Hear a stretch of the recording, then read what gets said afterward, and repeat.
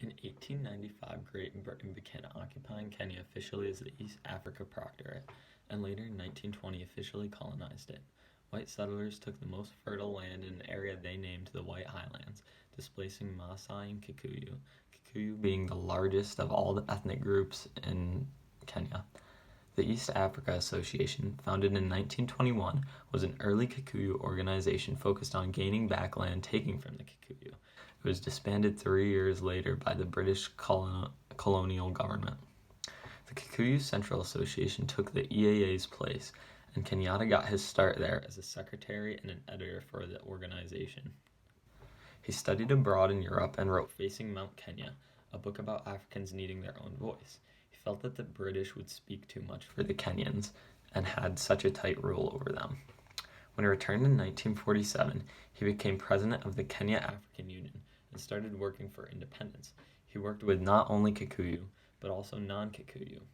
He felt that the movement needed to embody all Kenyans and ethnic groups, and that it shouldn't just represent them. Chaos soon ensued, though, after the Kenyan Land and Freedom Army broke away from the KAU and attacked British and pro-Britain Kikuyu.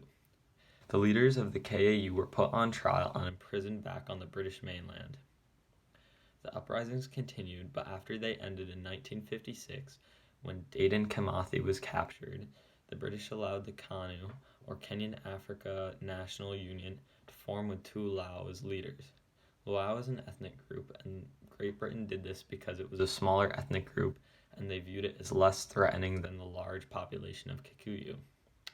While in jail, Jomo was elected leader of the KANU, and upon his release in 1961, he went to London to negotiate Kenyan freedom, which he had secured by 1963.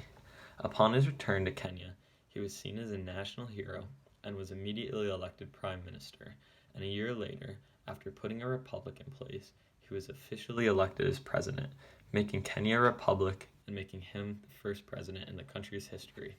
That's Crash Course with Owen Snyder.